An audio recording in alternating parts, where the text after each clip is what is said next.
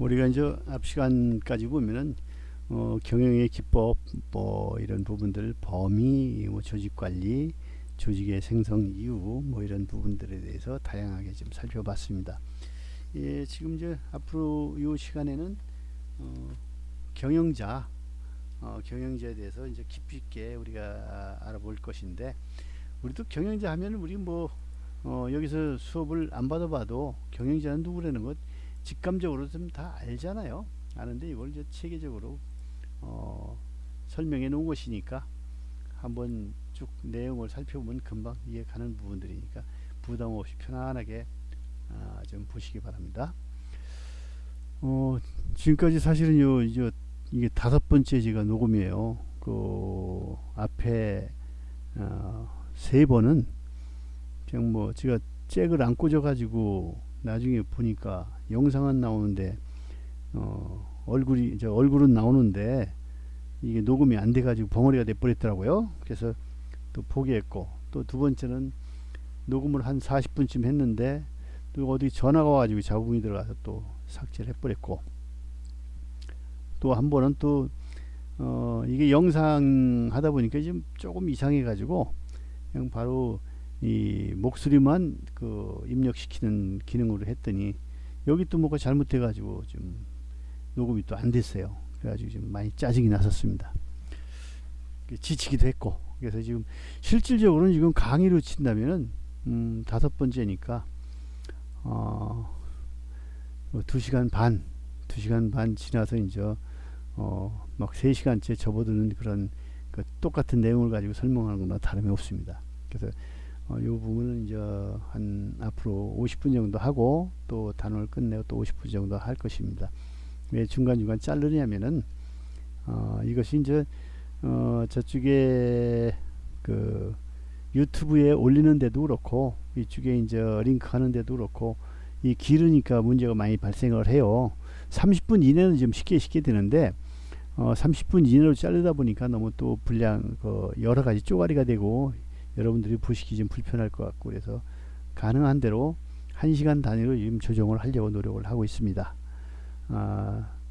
그래서 이제 그런 부분들을 좀 이해를 해주시고, 저는 저 대면 강의하면 좀 편합니다. 그 시간에 여러분들 얼굴도 보고 질문도 받고 또 질문도 하고 하면은 또 재미도 있고 그러는데, 책상에 앉아서 이제 노트북을 상대로 해서 이렇게 떠들고 있다 보니까 이게 내가 뭐 하는 짓인가 이런 생각도 좀 들고, 재미도 없고, 좀 뭐 목은 목대로 아프고, 또 분량은 또 훨씬 많아요. 중간에 또 끊기기도 뭐하고, 중간에 쉬게 되면 이건 뭐 고장이 났나, 여러분들 또 수업 받는 분들이 그런 생각도 할 것 같고, 그래서 끊임없이 말을 해야 되기 때문에 좀 상당히 힘듭니다.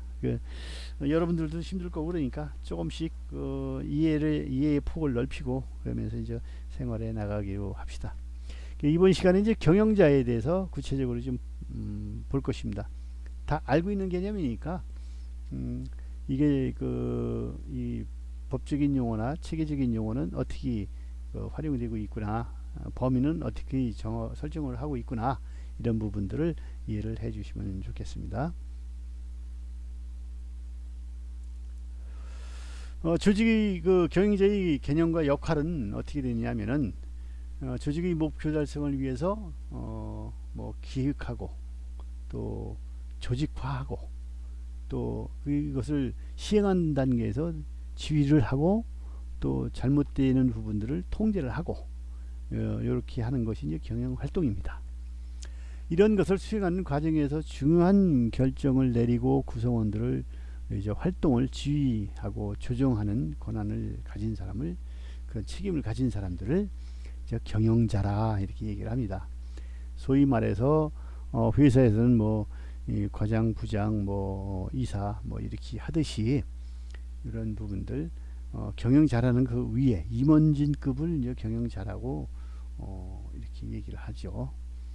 밑에는 저 관리자라고 얘기를 하고 그 위에 임원진급을 이제 경영자라고 얘기를 합니다.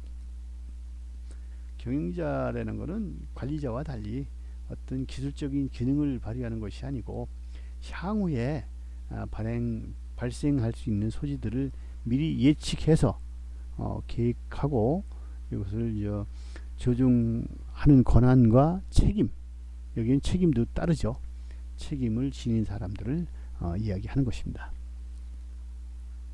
또 국가, 뭐 동창회, 학교, 대기업, 문방구, 가정, 교회, 유엔 등 조직의 목적이나 규모, 업종에 관계없이 장기간에 걸쳐서 특정 조직의 경영 활동을 맡아 하는 사람을 우리가 CEO라고 그러죠.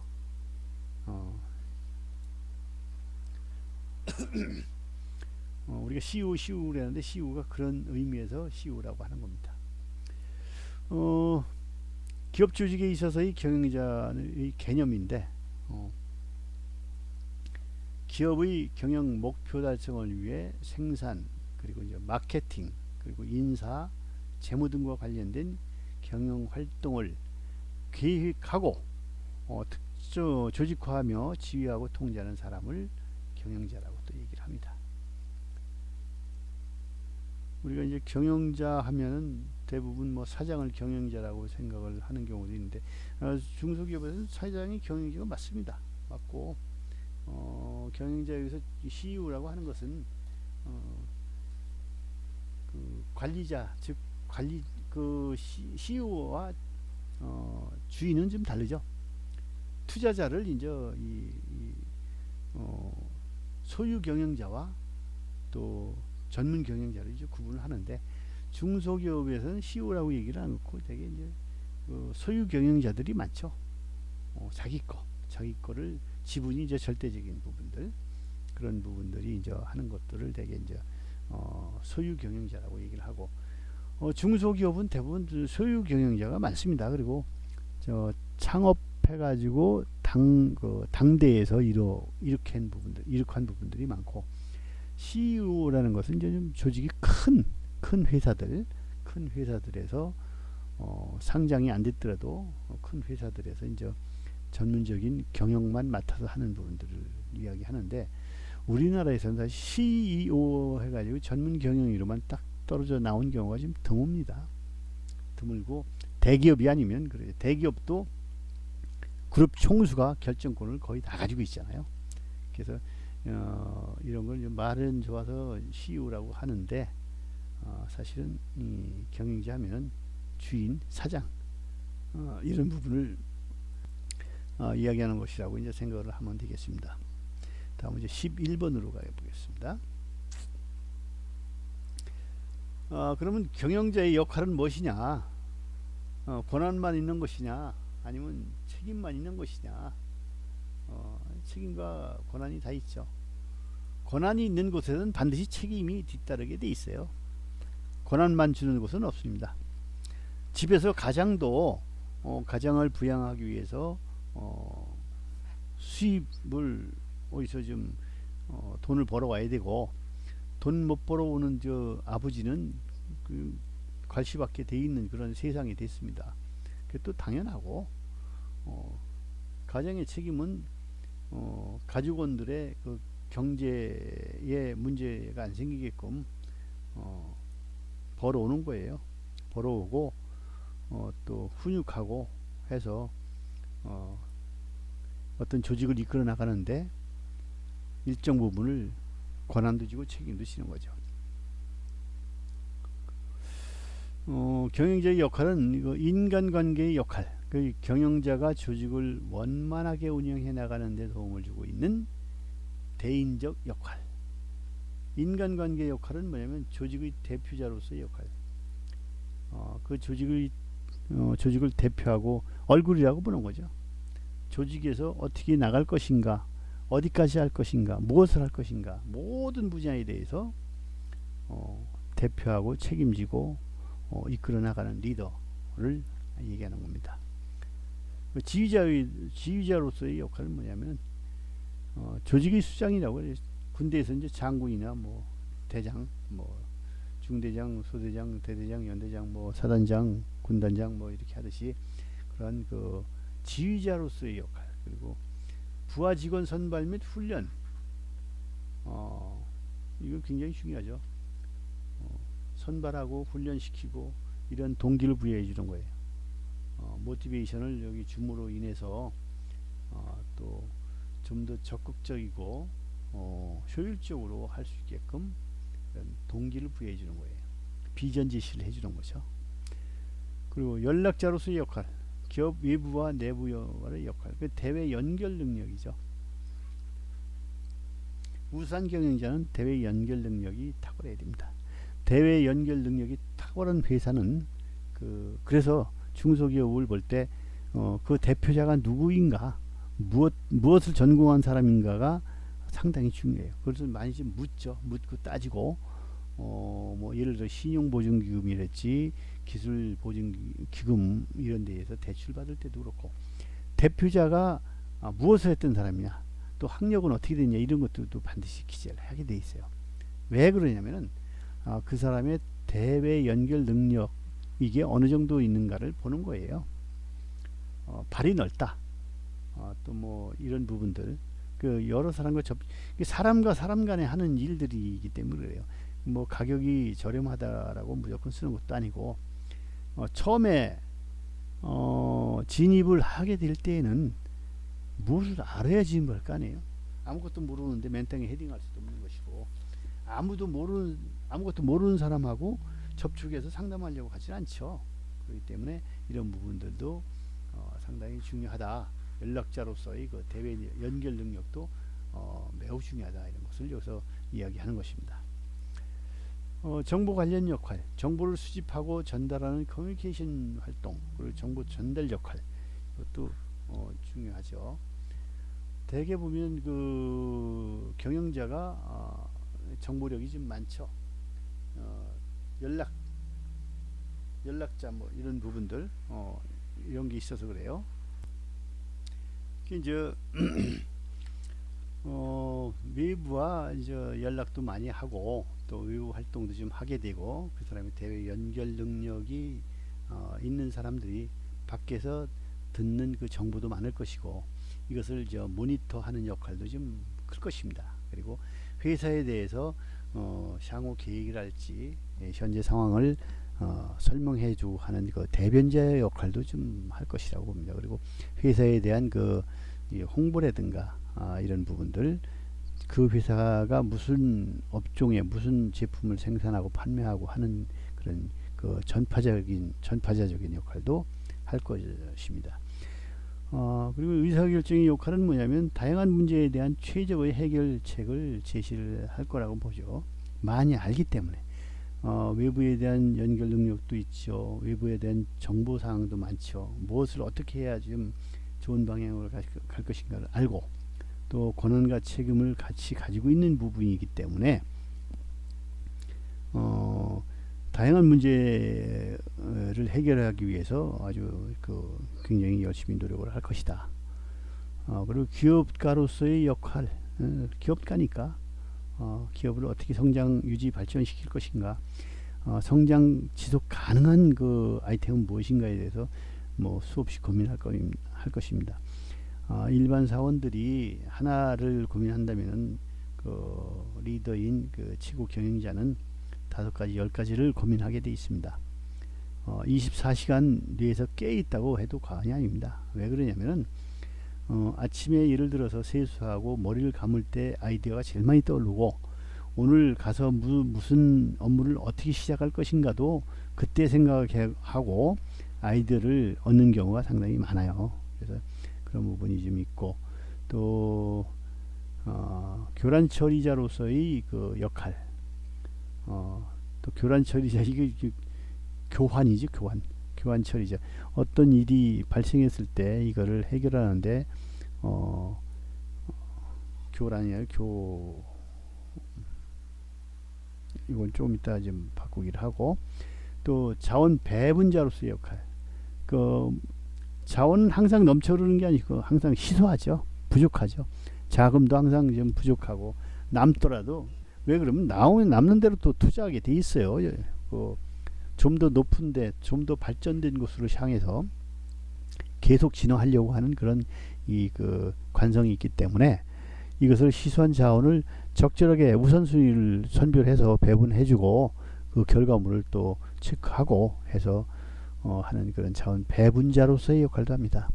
이것을 결정해야 될 것은 각 부서도 있고 또 시설 투자를 먼저 할 것인가 아니면 원료 구매를 먼저 할 것인가 또 복리 증진을 뭐 우선으로 할 것인가 이런 여러 가지 이 난제들을 이걸 해결하는 그런 그 역할을 하는 것입니다.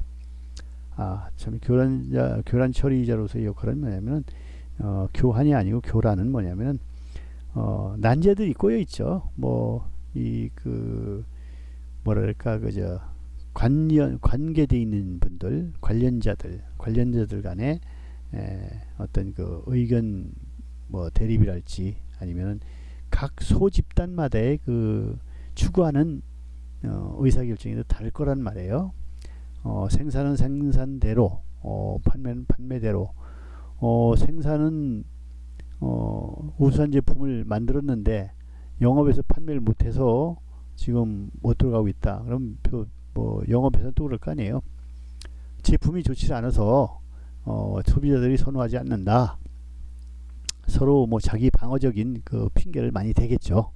이랬을 때 이런 부분들을 그 교란 관계가 있으면 또 재무에서는 영업에서 빨리 수금해가지고 줘야지 이거를 우리가 좀 자원을 배분할 텐데 그렇지 못하다 이런 부분에 대해서 그런 엇갈린 주장을 할 때 이런 때 이제 조정자로서의 역할을 이야기하는 것입니다.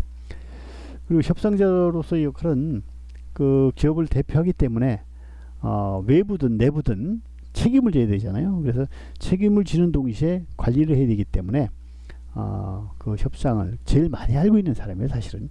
그래서 협상자로서의 역할도 같이 맡고 있다. 이런 얘기가 되겠습니다. 다음은 12번 가겠습니다. 그럼 경영자의 과업은 뭐냐? 경영자의 과업은 사회적인 책임의 수행.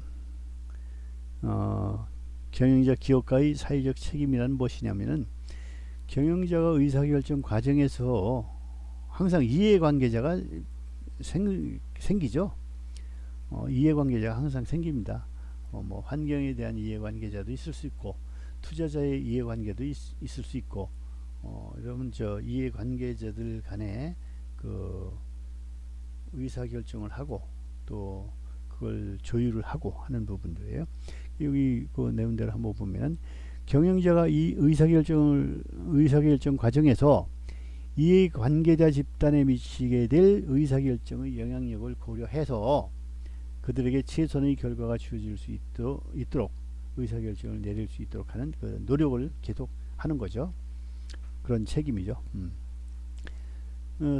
사회적 책임 내용은 뭐냐면 종업원에 대한 책임이 또 있죠. 직무 환경 및 노동 조건의 개선. 요즘은 그렇지 않습니다만 옛날에 그 전태일 그 뭐 열사라고 얘기하는 분이 있죠. 그분이 이제 봉제 회사, 우리나라가 처음에는 가발이나 경공업인 그 봉제 쪽에 노동 집약적인 산업에 일을 할 수밖에 없죠. 그 환경 자체가 굉장히 열악합니다. 먼지도 굉장히 많이 날려요. 우리가 잘 모르지만은 봉제하는 과정에서 실보레기라든지 그런 분진들이 많이 날리는데 그 당시에는 뭐 집진기가 있었던 것도 아니고 환기 시설이 잘 되어 있던 것도 아니고 지금처럼 마스크를 잘 주어졌던 부분들도 아닙니다. 그런 부분이 불합리하다 해서 이제 투쟁을 하다가 노동법에는 분명히 있는데 법을 지키지 않는 이 경영주들이 있어서 그런 그 불상사가 일어났던 거죠. 그래서 그런 환경을 개선하고 집진기를 설치해주고 또 요즘 같은 경우는 뭐 공기청정기랄지 이런 부분들 그리고 노동 조건 개선 그건 뭐 예전에는 뭐 주말에도 계속 나왔어요. 한 달 내내 한 번도 안 쉬는 그런 달도 있었고 쉬어봤자 뭐 토요일날 오후부터 일요일날 쉬는 경우 토요일날도 되게 정상 근무를 했던 경우 많죠. 그런 것들을 지금 주당 42시간 이렇게 해가지고 이제 52시간을 넘지 말아라 하는 것은 대체적인 대부분의 기업들이 4일 근무, 5일 근무입니다. 5일 근무, 58, 40시간 근무를 해요. 그런데 잔업이나 이런 거, 특근이나 이런 걸 더 추가로 해가지고 12시간 이상 초과하지 말아라. 이런 뜻입니다. 이런 뜻에서 이제 52시간 근무제 뭐 이렇게 하는데 지금 실질적으로는 40시간 근무를 하는데 지금 코비드19 때문에 대부분의 기업들이 월화수 근무하고 목금 그 무급 휴무 아니면 유급 휴무 이렇게 해가지고 지금 이 직원들을 차등해서 지금 관리를 하고 있는 경우가 많습니다. 왜 그러냐면 지금 수출이 완전히 셧다운 됐어요. 셧다운 돼가지고 수출되는 게 다 캔슬됐기 때문에 우리나라는 오픈 경제다 보니까 수출 아니면 먹고 살 길이 없잖아요. 그래서 이제 그런 부분이 수출길이 막혀서 지금 이렇게 돼 있습니다. 그런 부분을 이제 노동조건을 개선해 주는 거 이런 부분들입니다. 그리고 여기 이제 종업원의 주체성과 인간성 존중. 뭐 예전에는 야자 하고 뭐 현장에 생산직에 있는 사람들을 현장 애들 하고 뭐 이런 이 아주 나쁜 어원들이 많았어요. 뭐 예전에는 공순이 공돌이 뭐 하는 경우도 많았고 그랬는데 그런 부분들 그런 주체성과 인간 존중성 이런 거를 참 확보를 해줘야 됩니다. 그래서 저 같은 경우는 현장 직원이든 누구든 아래 직원들한테 반말을 일단 안 해요. 그래서 그렇게 하는 것이 직원들의 자존감이나 인간성을 존중해 주는 것이고 그게 곧 회사에 도움이 되기 때문에 그런 식으로 수양을 좀 많이 하는 것입니다. 말 언어 자체도 버릇이에요. 습관이에요. 말버릇이 잘못됐다. 이것은 말 습관이 잘못됐다는 얘기입니다. 소비자에 대한 그리고 또 경제적, 정신적 욕구의 충족. 이것도 마찬가지죠. 경제적 욕구 충족이라는 것은 봉급 주는 날짜에 정확하게 주고 또 정신적 욕구 충족이라는 것은 그 사람의 자존감도 좀 어느 정도 일정 부분 충족시킬 수 있게끔 해주고 책임감 이런 부분들도 의무감, 책임감 이런 부분들도 부여함으로 인해서 자기의 존재감을 확보해 나가는 거죠. 그럼으로 인해서 자기의 존재 가치를 높이 평가할 때 또 행복의 수준도 더 높아질 거라고 이렇게 판단이 되는 겁니다. 이런 것들이 사소한 일 같지만은 당하는 개개인들한테는 상당히 중요하고 큰 일들입니다. 요즘은 노동부나 이런 쪽에 고용안정부나 이런 쪽에서 감시를 좀 많이 합니다. 그래서 이런 부분들은 상당 많이 개선이 됐고 그렇지 않으면 고발당해서 기업을 운영해 나가지 못하는 그런 실정에 놓여 있어요. 소비자에 대한 책임 그리고 좋은 제품을 또 제공해야 되고 가격도 또 적정해야 되고 리즈너블 프라이스를 적용해서 소비자들이 볼 때 너무 비싸다 싸다 싼 게 빚이 떠이고 너무 비싼 거는 또 돈이 아깝고 그렇기 때문에 적정한 가격이라는 것은 소비자가 동의할 수 있는 가격 그리고 경쟁사의 제품과 비교해 볼 때 비싸거나 싸지 않고 비슷한 것들 또 거기에 기능이 하나 추가되어 있으면 기능이 추가한 만큼 값어치를 값어치를 높일 수 있는 존재 요소이기 때문에 또 그런 부분에 대해서는 이 값어치를 충분히 발휘할 수 있게끔 이런 가격을 정해주는 거죠. 주주와 채권자에 대한 책임 채권자 주주 이 사람들이 여기에 투자한 사람들이기 때문에 기존의 기업과 전속과 발전 기업 망하면 안 되죠. 투자자들은 뭐 바로 손실 보는데 그러면 안 되기 때문에 그 사람들에게 적절한 배당금 자체를 좀 줄 수 있게끔 그렇게 좀 해줘야 되죠. 그래서 그러기 위해서는 기업을 좀 흑자 기업으로 이윤이 많이 창출되는 그런 기업으로 우량한 기업으로 발전시켜 나가야 됩니다. 차입금의 변제와 적정 이자의 지급 요거는 뭐 아까 여기 보니까 채권자 뭐 은행이랄지 아니면 뭐 사채를 구입한 사람들 이런 부분들 여기 채권자들에게 회사가 잘못되면 이분들에게 이자 지급도 못하고 원금 지급도 못할 거 아니에요. 그래서 이런 부분들에 대한 책임이 또 주어져야 됩니다.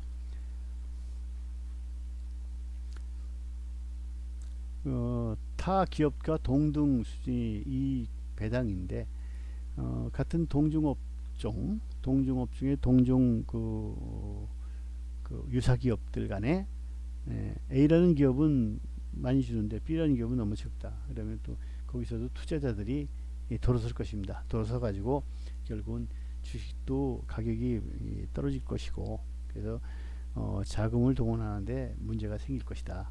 또 기업 가치도 많이 떨어지고, 그러므로 해서 그 회사에 투자를 적게 하게 되면은 투자라는 건 뭐예요? 설비 투자도 있고 여러 가지 그 공유하고 있는 그 이해 관계자들로 하여금 이득이 되게끔 해 주는 것이 제일 큰 바탕의 요소다, 이런 생각이 듭니다. 그러니까 12번 네, 끝나고 이제 13번 보겠습니다. 정부에 대한 책임. 정부에 대한 책임, 뭐 세금 잘 내는 거죠. 세금 잘 내서 그 세금을 가지고 뭐 사회복지라든가 국가에 대한 국방력이라든가 모든 부분에 대해서 쓰임새가 있도록 해주는 거죠. 정부에 대한 책임은 뭐냐면 정부 관계에서의 공정성 유지, 그 모든 법규와 제도의 준수, 예를 들어서 환경법이 사실 제조업에서는 제일 무서워요. 뭐 요즘은 폐수나 그 소음, 진동, 분진, 악취 이런 것들이 나가게 되면은 그 견뎌내지를 못해요. 일단 조업정지 되고, 조업정지 되다 보면은 나가는 돈은 똑같은데 인감이 없어지니까 거기서 이제 손실을 볼 수가 있는 부분들이 있죠. 예, 매우 중요하다, 이런 얘기를 드리고 싶습니다. 그리고 사회적 정치적 환경의 정비, 선량한 기업 시민 역할, 뭐 착한 기업이라는 것은 사회적인 그 책임도 지면서 또 국가에 대한 세금도 아주 착실하게 납부해가면서 국가 발전과 사회 그 인류 공영에 이바지할 수 있는 부분들, 이런 것들이 매우 중요하다, 이것입니다. 지역사회에 대한 책임. 그 지역사회에 대한 책임은 그 회사를 잘 발전시키게 되면 고용 창출도 될 것이고, 그 지역에 지방세도 많이 납부해서 지방 재정도 튼튼하게 될 것이다. 그러므로 인해서 그 돈을 가지고 그 지역 사회에 이 복리 후생이 될지 이런 것들을 또 발전시키고 촉진시킬 수 있다. 자연 환경과 생활 환경의 오염 및 파괴 방식. 이것도 요즘은 마음대로 할 수 있는 건 하나도 없습니다. 그 환경 영향 평가로 인해서 신설 그 기업을 어디다 공장을 설립한다든지 할 때는 이건 거의 불가능에 가까울 정도로 지금 하고 있어요. 공단 내가 아니면은 그 외부에 있는 뭐 농토나 이런 토지에 그 신설 기업을 공장을 설립한다, 이건 거의 불가능합니다. 정책적인 거에 배려되지 않는 이상은 거의 불가능하다고 봅니다. 그리고 또 여기에 또 환경 오염, 요것 때문에 환경 영향 평가를 하는 것입니다. 그 공장이 들어왔을 때 그 생태계가 어떻게 변하는 것인가, 이걸 미리 예측하고 정확하게 좀 뭐 따져줬으면 좋겠는데 따져질 수는 없죠. 예측이고 추론일 뿐이죠. 그런 게 있고, 또 환경보존법규 준수, 환경보존법규, 이것도 이제 환경의 문제가 가장 커요. 공공 차원의 책임은 뭐냐면 생활 수준의 향상, 뭐 임금을 지급해서 또 세금을 또 납부해서 이런 생활 그 혜택이 온 국민에게 갈 수 있게끔 하는 거, 이름으로 인해서 생활 수준이 높아진다, 이런 부분입니다. 그리고 조직의 경제적 운영, 그렇죠. 경제적 운영을 해야지만이 경쟁력도 높아지고 이윤도 또 극대화될 수 있다, 이거죠.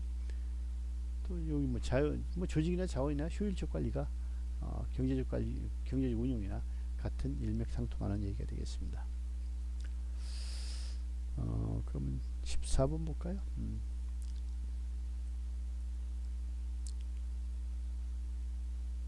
이게 여기 보면은 그 항상 그래요. 우리가 다 알고 있는 얘기인데 글로써 적어놓은 거라고 생각하시면 됩니다. 경영 혁신 기능의 수행, 혁신이라는 건, 즉 이노베이션을 얘기하죠. 이노베이션이라는 것은 기존의 사고, 물체, 전통, 일상적인 것에서 벗어나서 새롭고 창조적인 것을 발견하고 조직화하는, 해서 체계적으로 만드는 일입니다. 혁신이라는 것은 그 한자로 풀이하면은 가죽혁자의 새로운 신자예요. 가죽이라는 것은, 가죽을 만든다는 건 동물의 껍데기를 벗겨서 이것을 태닝이라고 그러죠. 태닝이라는 과정은 뭐냐면은 동물성 그 섬유 조직을 식물성 섬유 조직으로 바꿔줌으로 인해서 부패하여 썩거나 이런 부분을 또 질기게, 인장 강도를 질기게 하고 변형을 막아주는 거죠. 예전에는 이제 예를 들어서 참나무라든가 뭐 밤나무라든가 이런 데는 탄닌 성분이 있죠. 감이라든가 이런 탄닌 성분이 있는데 그걸 그 물을 가지고 이렇게 하다 보면 썩지가 않게끔, 거기서 이제 탄닌 성분을 가지고 한다 해서 태닝입니다. 특히 가죽에서 그걸 좀 많이 하고 있죠. 그러다가 이제 화공약품이 나오면서부터는 거기다 이제 포르말데이드는 부패를 방지하죠. 이 방부제 역할을 하기 때문에 그걸 많이 투입을 했었어요. 근데 지금은 그건 사용을 못하게 돼 있죠. 발암물질이라고 그래가지고. 예, 그런 부분. 그 가죽 얘기하다 보니까 이렇게 나왔는데, 그걸 만들 때는 얼마나 아프겠습니까? 가죽 벗기는 것도 아프고, 만드는 과정이 굉장히 썩는 것을 썩지 않게끔 만드는 과정이라고 생각하시면 됩니다. 이 혁신인데, 혁신은 새로운 것을 창출해내고 또 새로운 것을 새롭게 변형시켜서 더 기능을 효과적이고 높은 수준으로 탈바꿈해 주는 거예요. 이 혁신은 종류는 뭐냐면은 뭐 붙이기 나름인데, 혁신의 종류는 뭐 제품 혁신이 있고 또 공정 혁신이 있고 마케팅 혁신이 있고 경영 혁신이 있는데, 뭐 인적 자원 혁신도 여기다 또 포함이 됩니다. 제품 혁신은 새롭고 유용한 제품의 생산, 뭐 다 아는 사실이죠. 기존 제품의 품질이나 용도의 향상, 이것도 마찬가지로 발전되고 진화해 나가는 거죠. 새로운 원료의 품질 향상인데, 우리가 이제 이 섬유 조직 중에서 머서라이징이라는 이 과정이 있어요. 그건 무슨 얘기냐면, 옛날 어른들은 잘 아실 텐데 솜으로 만든 광목이라고 있죠. 코튼, 영어로 이제 코튼이라고 얘기하는데, 이것이 굉장히 거칠고 뻣뻣하고 색깔도 누리끼리 한단 말이에요. 이거를 머서라이징이라는 것은 가성수다, 즉 수산화나트륨 NaOH를 가지고 이거를 정련이라고 그러는데, 하얗고 부드럽고 판판하게 만들어 주는 거예요. 그런 과정이 좀 있고, 이런 제품의 품질을 향상시키는 그런 용도가 이제 기존 제품의 품질 향상, 뭐 용도 개선, 뭐 이런 부분이 되겠고, 또 공정혁신이라는 건 기존에 가지고 있는 설비, 기술, 작업 방식, 절차 이런 것들을 이제 다시 개선을 해서 또 그레이드 업을 시키는 거죠. 이것을 이제 공정혁신이라고 얘기합니다. 예전에 공정은 예를 들어 20가지 공정이었는데 10가지로 줄였다든가 19가지로 줄였다든가 해서 시간과 또 인력, 뭐 이런 것을 전략해서 똑같은 기능을 발휘하게끔 한다든지, 아니면 똑같은 시간과 이런 걸 투자해서라도 더 좋은 발전된 기능을 향상시키는 그런 작업이라든지, 이런 부분들이 이제 공정혁신이 되겠죠. 이에 따르는 것은 이제 품질 개선이 되고 또 원가 절감이 되고, 이런 부분들을 이제 공정혁신이라고 얘기를 합니다. 마케팅 혁신은 새로운 시장, 새로운 소비 계층을 뚫고 들어가는 거예요. 그리고 유통 및 판매 비용의 절감. 이거는 어떻게 보면 혁신이라고 하기도 뭐하죠. 마케팅 혁신, 글쎄, 이거는 좀 어폐가 있어요. 뭐냐면 혁신이라고 말할 수는 없어요. 형태가 변하지 않는 거니까. 새로운 시장에 진입하는 것은 시장을 확장해 나가는 것이고, 새로운 소비 계층의 확장도 새로운 시장과 별 차이가 없어요. 그리고 유통 및 판매수 비용을 절감하는 건데, 이건 유통 구조를 바꾸는 거죠. 유통 구조를 바꾸는 것인데, 유통 구조라는 거는 뭐 지금은 좀 많이 그 생산자와 소비자가 직접적으로 연결된 부분이 많은데, 예전 방식은 생산자, 뭐 도매상, 소매상, 또 소비자 이렇게 해가지고 계층이 좀 많이 나눠져 있었죠. 이 농산물 같은 경우 특히 더 그랬죠. 예를 들어서 대관령에서 고냉지 배추를 생산하는 사람은 배추 생산만 하고, 이걸 또 이 중간 도매상인 누구냐면 밭대기로 이 사는 사람들이 있어요. 밭대기로 사는 사람. 그리고 다음엔 또 이 가락동 농수산물 시장처럼 그런데 그 경매 시장으로 남겨서 그걸 갖다가 또 소매점, 그 일반 그 이 소매점에서도 팔고, 이런 이 소비가 다단계적으로 이루어졌단 말이에요. 이랬을 때 이제 단계별로 코스트가 올라가겠죠. 인건비도 올라가고, 이러는 것들을 직접 생산자가 소비자에게 인터넷을 통해서 바로 이 운송 배송해주는 이런 시스템으로 바뀌는 것. 이것도 이제 일종의 마케팅 혁신이라고 보면 되겠어요. 경영 혁신이라는 것은 새로운 제품이나 서비스, 그리고 생산 공정 기술, 구조나 관리 시스템, 조업원을 변화시키는 새로운 기획이나 프로그램을 의도적으로 실행함으로써 기업의 중요한 부분을 본질적으로 변화시키는 것. 되게 이제 한동안 혁신한다 그래서 ERP를 많이 깔았었어요. 근데 ERP를 깔아보니까 ERP도 뭐예요? 어떤 자료를 입력시켜야지만이 거기에 대한 그 합리적인 그 답이 도출이 될 텐데, 입력하는 기능 자체를 아주 간소하게 해가지고 잘 알아듣지 못하는 경우가 좀 많이 있어요.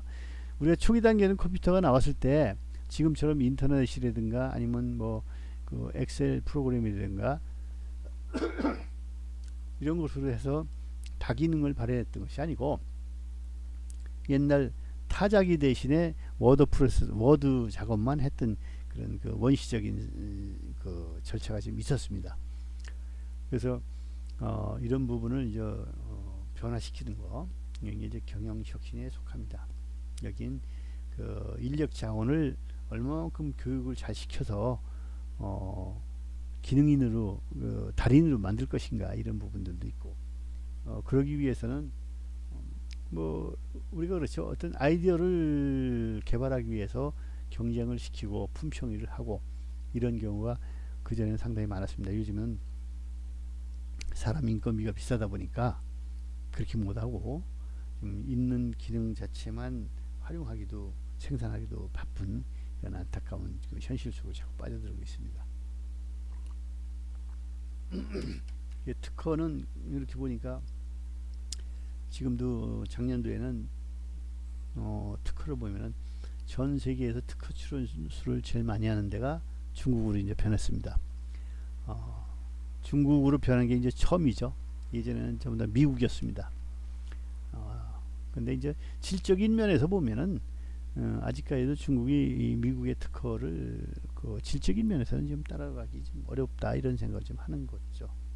그 다음에 이제 미국이고, 그 다음에 이제 일본. 1, 2위 간에는 차이가 별로 없어요. 근데 2위와 3위 간에는 좀 차이가 나고, 또 4위가 독일, 또 5위가 대한민국, 이렇게 돼 있어요. 그래서 그 특허의 양도 중요하지만은 양보다는 질이 상당히 중요합니다. 특허는 뭐예요? 차별화되어 있는 거.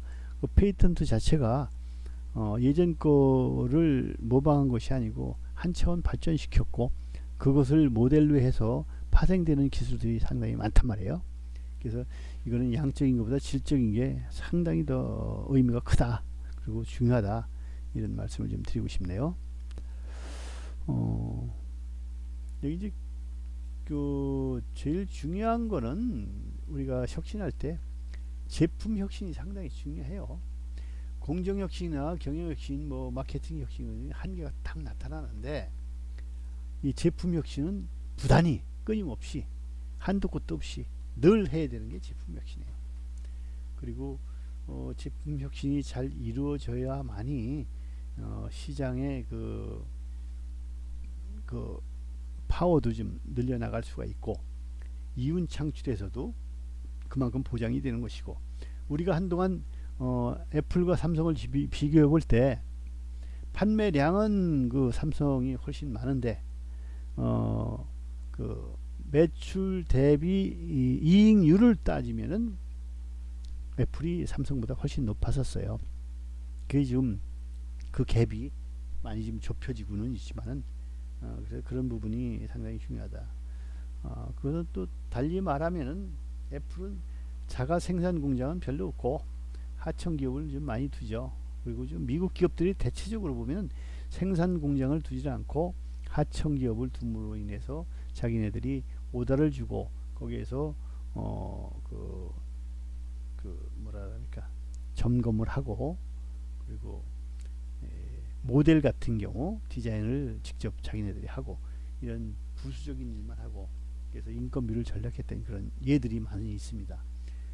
왜 그러냐면 미국에는 인건비가 그 당시에는 다른 나라에 비해서 높았단 말이에요. 그리고 환경에 대한 제약 요소도 좀 많이 있었고, 그러다 보니까 저렴한 중국이나 아시아 쪽으로 눈을 돌려서 여기에서 이제 생산 기지화하고 그것을 자기네들이 갑질을 한 거죠. 그 서로 하려고 하니까. 그래서 이제 이쪽에는 결국은 인건비 떨어뜨려 놓고 또 환경적인 환경 오염 떨어뜨려 놓고 이런 부분들이 좀 대부분이었어요. 지금도 보면은 그 저개발 국가 임금이 얼마냐에 따라서 그 회사로 어느 업종에 갈 것이냐. 우리 같은 경우 이제 저 GMC가 이제 3만 불이 좀 넘었으니까 올해 마이너스 뭐 1.2% 성장을 하더라도 3만 불은 유지가 될 것 같아요. 3만 불 정도가 되면 산업 구조 자체가 바뀝니다. 산업 구조 자체가 지금까지는 노동 집약적인 산업들이 퇴출될 거를 외국인 근로자가 들어와서 많은 부분을 커버를 했어요. 근데 지금 뭐 최저임금제랄지 주 52시간 근무제랄지 이렇게 되면서 그런 업종은 지금까지 이제 이 내국인을 쓰면 뭐 인건비가 비싸기 때문에 외국인을 써가지고 했는데 외국인도 똑같이 대우를 해줘요. 그러다 보니까 그런 산업들은 좀 자꾸 도산되고 있습니다. 도산되다 보니까 그런 일자리에서 소화됐던 그 인력들 자체도 막노동판으로 인력 시장으로 이끌려 나가는 그런 부분들이 있어요. 이건 정책 수립을 아주 잘 못했습니다. 뭐 지금 현 정권에서 정책 수립을 잘했다고 얘기는 할지 모르겠지만은 결국은 그 취업 문이 좁아졌고 취업 문이 좁아지다 보니까 전 국민의 일터가 많이 날아간 거나 다름이 없어요. 그래서 그런 부분들이 좀 안타깝다. 설 익은 과일이 배탈 나게 만들듯이 그런 부분들이 좀 있다 하더라도 서서히 순차적으로 해야 되는데 한꺼번에 급진전되게 하다 보니까 뭐 본인들이 실행할 때는 혁명적이라고 생각할지 모르겠지만은 받아들이는 쪽에서는 충격이 너무 크단 말이에요. 귀시되게 한 대 맞는 건 정신 차리려고 때리지만은 뭐 몽둥이로 한 대 치면 그건 뻗어 죽어요. 이게 죽는 일까지 만들어서는 안 된다 이런 생각입니다. 그리고 반기업 정서가 너무 팽만해 있어요. 기업하는 사람들은 다 도둑놈이고 뭐 이렇게 판단하는 경우가 많은데 우리나라 기업이 다 없어져 버리면 뭐 먹고 살 거예요? 그런 거 생각을 안 해요. 젊을 때 학생운동 안 해본 사람 누가 있겠습니까? 또 진보적이지 않은 사고방식을 가지고 있는 사람이 누가 있겠어요? 하지만 그게 이제 하다 보면은 또 좀 현상 유지도 중요하고 이런 부분을 깨닫게 되잖아요. 그런 부분에 의해서 이제 보수화되는 것이 맞습니다. 저 자신은 아직도 그 진보적인 사고방식을 가지고 있다라고 자부를 하고 있습니다. 그렇게 살고 왔고 또 그럼으로 인해서 혁신 활동도 계속 해왔고 자기 발전을 위해서 책을 손에서 놔본 적도 없습니다. 그렇게 살아왔어요. 살아왔는데 뭐 그렇게 좋은 뭐 이 그 위정자들로부터는 그렇게 좋은 평가를 못 받는 것 같아요. 저도 기업을 운영하고 있기 때문에 그런 것 같습니다. 다음은 그 15번 그 경영자의 유형과 자질입니다. 경영자 중에서도 뭐 천층만가지. 인간이라는 건 천층만가지입니다. 폼내기 좋아하는 사람들도 있고, 또 조용히 그 내실을 추구하는 사람들도 있고, 천층만가지죠. 하여튼 그 사람마다의 유형이 다르다 보니까 어디에 쫓아가기도 그렇고, 좀 그렇죠.